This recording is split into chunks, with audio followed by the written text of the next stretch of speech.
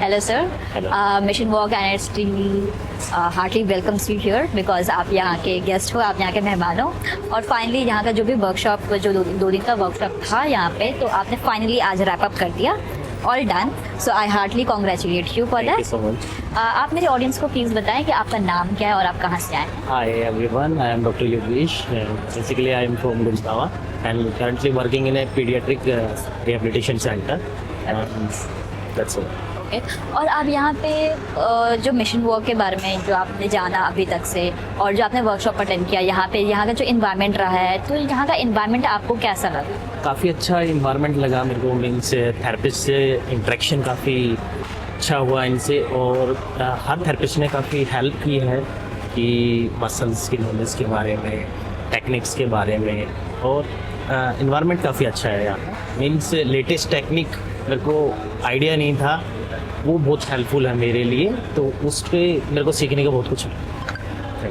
और जैसे कि कल जो फर्स्ट डे था हमारे वर्कशॉप का, तो उसमें डॉक्टर सिप्रा मैम जो भी थ्योरेटिकल पार्ट बताएंगे और डॉक्टर रवि सर जो भी प्रैक्टिकल पार्ट बताएं. तो the most important is assessment part and documentation part. So what do you say regarding assessment and documentation. Documentation का पार्ट मीन्स काफ़ी अच्छा रहा कि मेन हमने जो फेजेस के अकॉर्डिंग बताया कि फर्स्ट आपका असेसमेंट पार्ट ये होना चाहिए. असेसमेंट पे ही बेस आप अपने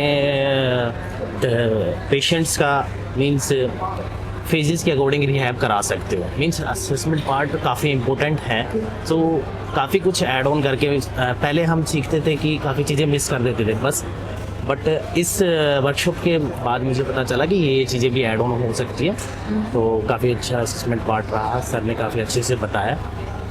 और यहाँ पे जो भी नए नए टेक्निक सीखने को मिले यहाँ पे, जैसे कि आप इतने केसेस आपने देखे होंगे, SCI केसेस आपने देखे होंगे. प्लीज़ आप मेंशन कर सकते हैं कि आपका वर्क एक्सपीरियंस कितना है, कितने साल का वर्क एक्सपीरियंस है 8 months है. 8 मंथ्स का.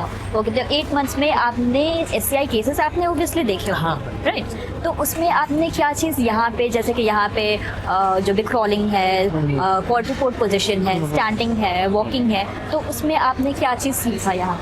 मीन्स पहले जो जैसे मैंने अभी मास्टर्स कंप्लीट की, उसके बाद मैंने 8 मंथ का एक्सपीरियंस लिया है.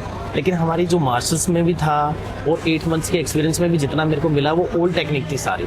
मीन्स हम स्ट्रेचिंग करा रहे हैं, स्ट्रेंथनिंग करा रहे हैं. मीन्स जो पोजीशन के हिसाब से हमें स्ट्रेंथनिंग करानी है, फैसिलिटेशन करानी है, रीच आउट एक्टिविटी करानी है, वो मेरे को यहीं से पता चला. जो हम पहले यूज़ कर रहे हैं, जो हमें पढ़ाया भी गया है, वो ओल्ड अप्रोचेज है सारी.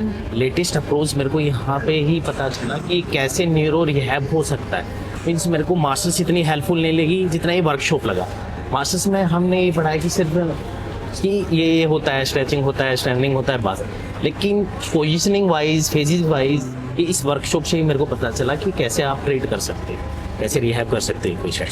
और यहाँ पे जो मिशन वॉक है, ये हमारे डॉक्टर रवि सर का विजन है. तो आपको रवि सर से मिलके कैसा लगा. काफ़ी अच्छा लगा. सर से मैं अभी मिल के जाऊँगा, बोलूँगा कि मैं बेसिकली रेवाड़ी से हूँ, मेरा होम टाउन. तो मैं सर से बोलूँगा कि रेवाड़ी में भी खोले. मीन्स मैं वहाँ पे वर्क करूँ एज ए थेरेपिस्ट. बट ये अप्रोचेज सब जगह जाए. मेरा ये कि डिस्ट्रिक्ट वाइज जाए सर में. ऐसा नहीं, अभी तो आपके कुछ लिमिटेड स्टेट्स वाइज हैं. मैं ये चाहता हूँ कि डिस्ट्रिक्ट वाइज ये सेंटर जाए. क्योंकि हमारे पास जो और थेरेपिस्ट के पास आते हैं ना, ओल्ड अप्रोच करके फिर आपके पास वो ओल्ड केसेस आते हैं, तो उसमें आपको ज़्यादा टाइम लगता है. मीन्स डायरेक्ट अगर आपके पास स्टार्टिंग में ही पेशेंट आए तो आप अच्छी रिकवरी करा सकते हो. ये मिशन वॉक ही कर सकता है, मुझे लगता है.